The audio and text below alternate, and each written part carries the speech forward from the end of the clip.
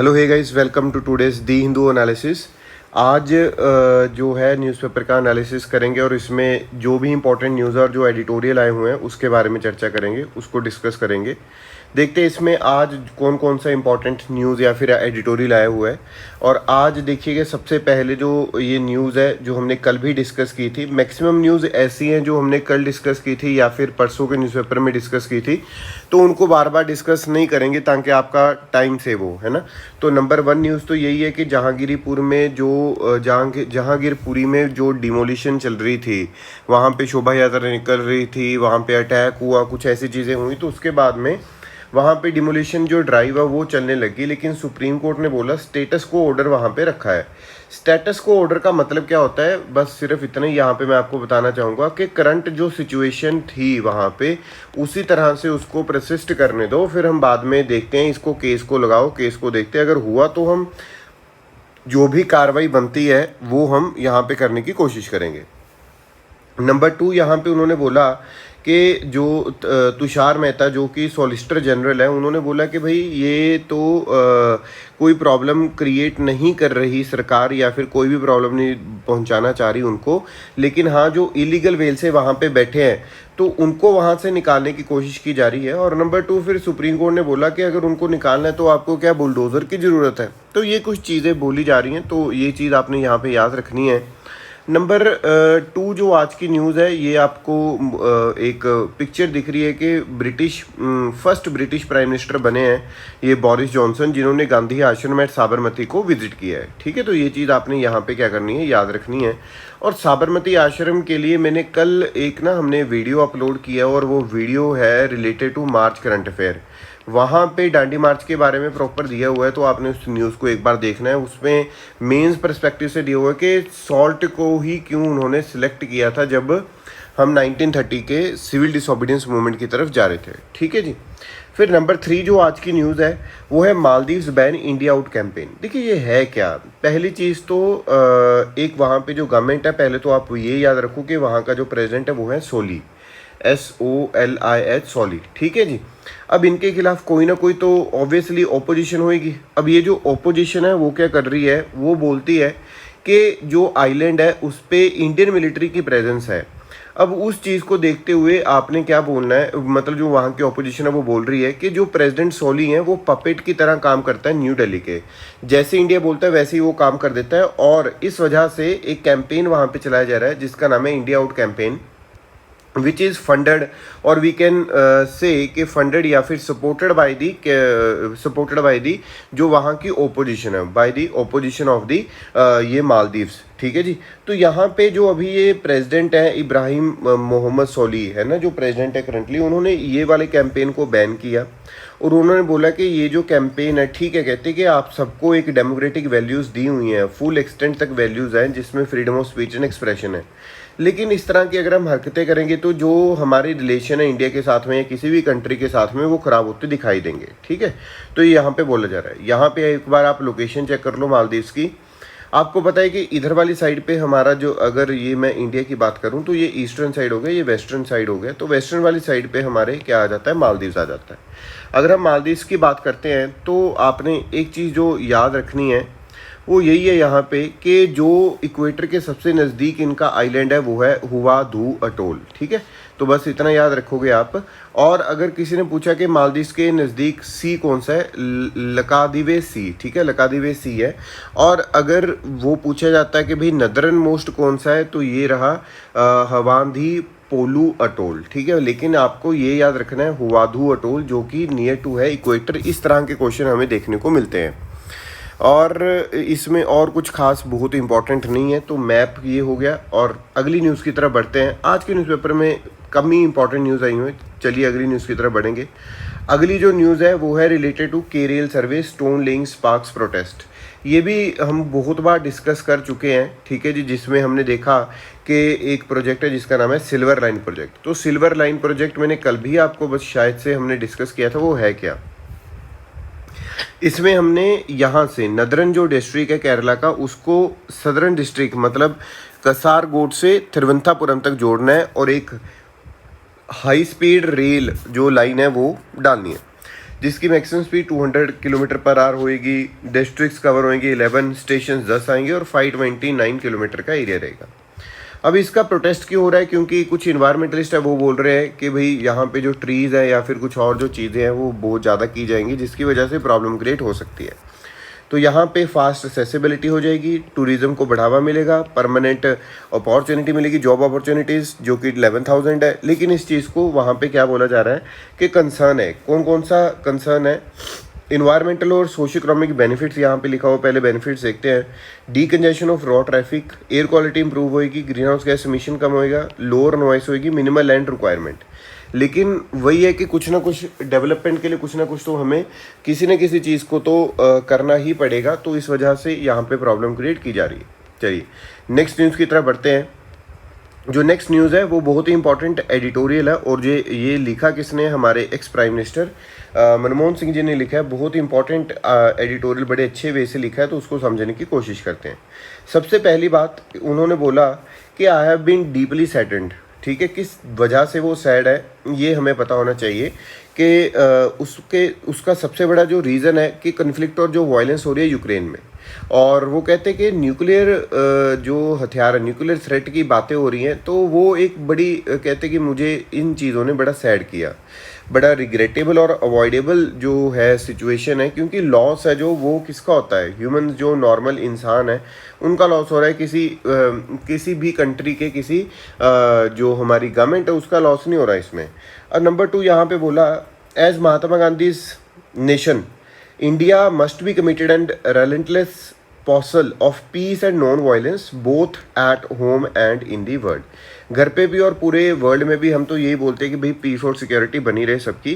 फिर उसके बाद में अगर हम यहाँ पे बात करें, उन्होंने यहाँ पे बड़े अच्छे वे से बोला कि जब से बर्लिन वॉल गिरी थी, बर्लिन वॉल, ठीक है जी, 1989 में जब ये फॉल हुआ उसका, तो जो इन नेशंस के बीच में ये जो वेस्टर्न और ईस्टर्न ब्लॉक बना हुआ था वो जब टूटा, इस तरह के हम ये मान के चलते हैं, तो बहुत लोगों ने तरक्की की, गुड्स और सर्विसेज की मूवमेंट जारी होगी, जीडीपी इंक्रीज होने लगी, पीस और प्रॉस्पेरिटी आया।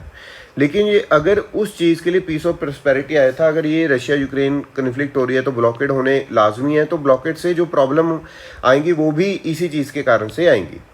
यहाँ पे उन्होंने बोला जो इजिप्ट वाले हैं वो बहुत ही ज़्यादा मतलब मुश्किल में है। उसका रीज़न क्या है कि भाई शॉर्टेज आ रही है, ठीक है जी। फिर जर्मन में जो ठंड है वो बहुत ज़्यादा महंगी हो चुकी है। क्यों? उसमें क्योंकि जो हीटिंग थी विंटर्स में हीटिंग करनी थी, तो रशियन गैस बहुत ज़्यादा महंगी हो चुकी है। तो वो कहते हैं हम ग्लोबल विलेज, एक लाइव रियलिटी यहाँ पे हमें दिखाई दे रही है कि जिसका इफेक्ट अगर किसी भी कंट्री पे कोई भी चीज़ आ रही है तो उसका इफेक्ट पूरे ग्लोबली हमें देखने को मिल रहा है। इंडिया भी बेनिफिट हुआ था इस तरह से, ट्रिपलिंग ऑफ ट्रेड, जीडीपी, उस टाइम पे बहुत कुछ चीज़ें हुई। लेकिन ये जो आइसोलेशनलिज्म वाली मतलब पॉलिसी है कि उससे हम परे हुए थे थोड़े से, उससे हम क्या हुए थे कि दूर हुए थे। लेकिन अभी ये जो रशिया यूक्रेन की कन्फ्लिक्ट है ये इस चीज़ को और बढ़ा सकती है। इस चीज़ को आपने यहाँ पे याद रखना है, ठीक है जी।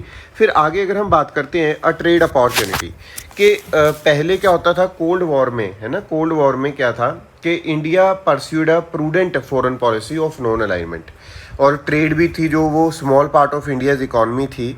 तो now trade represents a significant share of India's GDP. तो यहाँ पे हमें यही देखने को मिल रहा है कि भाई जो वेस्टर्न ब्लॉक ऑफ नेशंस हैं वो देख रहे हैं कि किस तरह से डिपेंडेंस है जो वो कम की जाए, रिड्यूस की जाए रशिया चाइना ब्लॉक नेशंस की।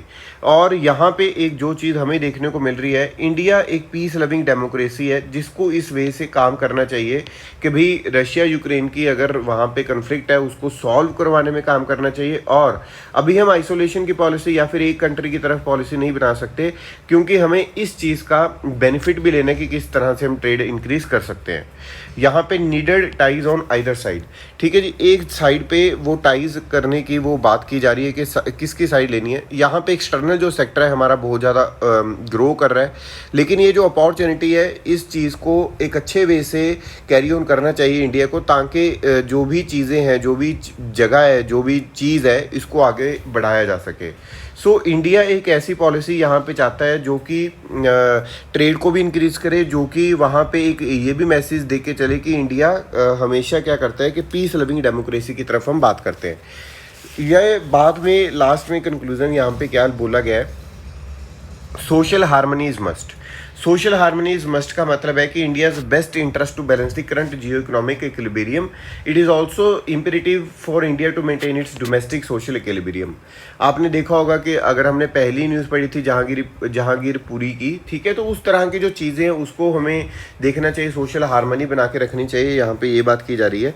और रीशिपिंग और realignment of the world order will be unique opportunity for the India to reassess its foreign policy. ठीक है, तो ये कुछ चीज़ें हैं जिसके बारे में हमने यहाँ पे बात की। चलिए नेक्स्ट चीज़ देखते हैं। Everything about this refugee deterrent plan is flawed. यहाँ पे ये we have already discussed this, जो कि यूके और रवांडा का एक जो पैक्ट हुआ था हमने वो डिस्कस किया था असाइलम वाला। ठीक है, तो आपने उस चीज़ को देख लेना है, कल या परसों के न्यूज़पेपर में है। ठीक है, वो मैंने इसी वजह से मैं आपको बोलता हूँ कि आप डेली इस चीज़ को फॉलो करो। ठीक है, अगर मैं ये नहीं बोलता कि हमारा भाई बहुत ज़्यादा बेस्ट एनालिसिस होगा, बहुत एनालिसिस बहुत अच्छे भी हो सकते हैं, लेकिन मैं ये बोल सकता हूँ कि जो भी चीज़ें इंपॉर्टेंट है आपके इस एनालिसिस में कवर होती रहेंगी। ठीक है, और जो भी एक्स्ट्रा इन्फॉर्मेशन है मैं हमेशा कोशिश करता हूँ कि उसको इसमें डाला जाए। इसकी PDF डायरेक्ट इस वजह से टेलीग्राम पे शेयर नहीं कर सकता मैं, क्योंकि वो कॉपीराइट का इश्यूज हो जाता है। ठीक है, तो आप वीडियो में इस चीज़ को देख सकते हो। नंबर 3 यहाँ पे growing ambitions. Growing ambitions, China की जो सिक्योरिटी वाला जो चीज़ हमने की थी सोलोमन आइलैंड, हमने वहाँ पे उसका मैप में भी उसकी लोकेशन देखी थी, तो वो एक चीज़ जो हमने डिस्कस की थी वही है फिर सेम। फिर उसके बाद में अगर हम बात करें यहाँ पे, तो is India heading towards a possible 4th wave of Covid. देखिए, अगर यहाँ पे हुआ क्या था, थोड़े टाइम पहले आपने देखा होगा मास्क जो लगाने थे वो बंद कर दिए कि भाई जी हटा दो, ये कर दो, वो कर दो। उस चीज़ों से हाँ कहीं ना कहीं पे इफेक्ट पड़ सकता है, लेकिन यहाँ पे भी यही बोला था यह कि डिफ़िकल्ट है, क्या ही बोला जा सकता है कि भाई 4th वेव आएगी या नहीं आएगी। अगली न्यूज़ की तरफ चलते हैं। तो हिंदी डिबेट में यहाँ पे ये बोला गया था कि जो होम मिनिस्टर हैं अमित शाह के इंग्लिश जहाँ पे यूज़ होती है, हम अपनी खुद की लैंग्वेज जो हिंदी है उसको यूज़ करें एक अच्छे वे से। ठीक है जी, लेकिन यहाँ पे जो माइग्रेशन डेटा है वो ये शो कर रहा है जो नॉन स्पीकिंग हिंदी स्टेट्स हैं उसकी जो ह्यूमन डेवलपमेंट है वो ज़्यादा हुई है। तो ये कुछ डेटा है, इसमें कुछ बहुत ज़्यादा फैक्ट्स नहीं है जिसको हमने याद रखना है। अगली अगर न्यूज़ की तरफ चलें तो Johnson starts India visit from the Gujarat. जो बोरिस जॉनसन जो हमने ऊपर भी देखा कि उन्होंने गुजरात से स्टार्ट किया, और ये जो JCB की कोई प्राइवेट कंपनी थी वहाँ पे जाके ये अपना प्रदर्शन कर रहे हैं अपने आप का। ठीक है, तो ये फर्स्ट विजिट है इंडिया में। Visiting prime minister was accorded Regal welcome with dancers and musician performing along the 4 kilometer route from the airport to a hotel in the Ahmedabad. It is an immense privilege to come to the ashram of the extraordinary man. मैंने आपको ऊपर भी बताया साबरमती आश्रम, तो गांधी जी के बारे में यहाँ पे बात की जा रही है। ठीक है जी, आगे चलते हैं। नेक्स्ट जो न्यूज़ है आज की इम्पॉर्टेंट वो है India have never posed a threat to any country says Modi.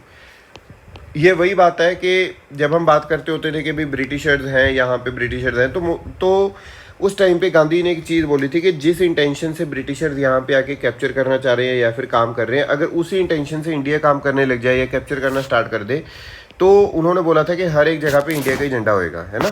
तो prime minister Narendra Modi on Thursday released a commemorative coin and poster stamp to mark the 400th birth anniversary of the Guru Tegh Bahadur ji. ठीक है, तो यहाँ पे गुरु तेग बहादुर जी की यहाँ पे जो बर्थ एनिवर्सरी है वो मनाने की बात की जा रही है एट द रेड फोर्ट, वो चीज़ यहाँ पे बात की गई।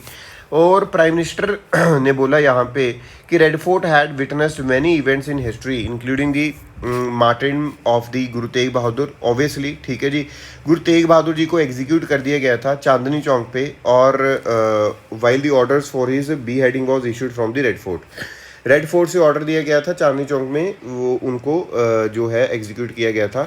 तो सेक्रीफाइस जो गुरु तेग बहादुर जी का वो इंस्पायर करता है प्रोटेक्ट करने के लिए डिग्निटी ऑफ द कल्चर। फिर उसके बाद में जो ग्रेट पावर्स हैं have disappeared, big storms have calmed but India is still standing moving ahead. ठीक है जी, और mister Modi said the government was working on the connecting the centres of Sikh pilgrimage.